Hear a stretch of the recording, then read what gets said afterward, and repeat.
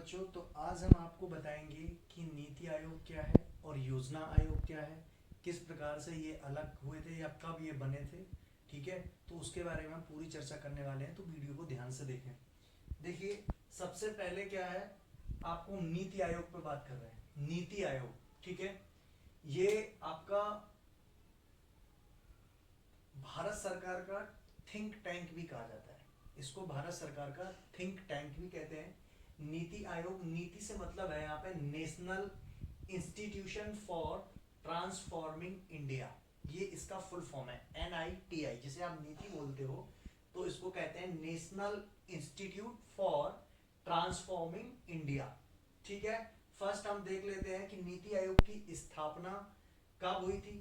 तो 1 जनवरी 2015 को, आपको पता होना चाहिए कि नरेंद्र मोदी सरकार थी, यानी कि जो गवर्नमेंट ऑफ इंडिया है वो भारत सरकार, जो उसमें मोदी जी प्रधानमंत्री थे, उनके टाइम में ये चेंजमेंट हुआ है। तो स्थापना 1 जनवरी 2015 को हुई है।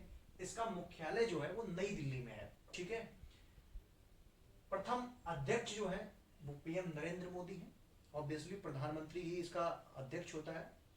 और आपके जो उपाध्यक्ष हैं प्रथम, वो अरविंद पनघड़िया थे। ठीक है, और जो प्रथम CEO हैं वो हैं आपके सिंधु श्री खुल्लर। ओके, वर्तमान उपाध्यक्ष जो है इसकी, वो सुमन कुमार बेरी है।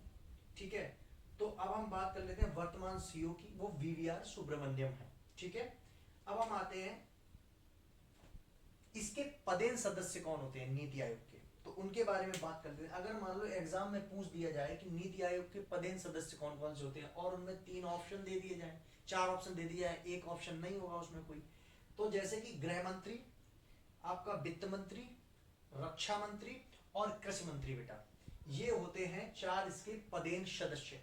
इसके बाद हम एक बात और बताते हैं नीति आयोग में। नीति आयोग ने 22 दिसंबर 2021 को वर्नाक्यूलर इनोवेशन प्रोग्राम शुरू किया। कब किया था बेटा? 22 दिसंबर 2021 को यह प्रोग्राम शुरू किया था, जिसका नाम था वर्नाक्यूलर इनोवेशन प्रोग्राम। यह 22 भाषाओं को बढ़ावा देने के लिए और अटल नवाचार का हिस्सा बना। इसने मतलब जो हमारी 22 भाषाएं जो दर्ज है हमारे कॉन्स्टिट्यूशन में, उनको बढ़ावा दिया। ठीक है, इसके बाद हम बात करते हैं कि अब इसके पहले की जो योजना थी वो क्या थी। सबसे पहले जब ये योजना आयोग के रूप में जाना जाता था, जो कि आज आप नीति आयोग पढ़ते हैं, इसको पहले योजना आयोग बोलते थे।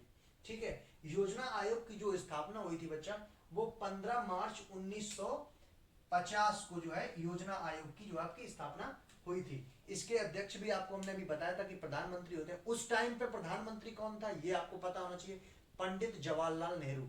उस समय जो इसके प्रथम अध्यक्ष थे वो कौन थे? पंडित जवाहरलाल नेहरू थे, यानी कि बात कर रहे हैं हम 1950 की। ठीक है, इसके बाद इनके उपाध्यक्ष जो थे उनका खूब अच्छे से आपको नाम पता होगा, गुलजारी लाल नंदा।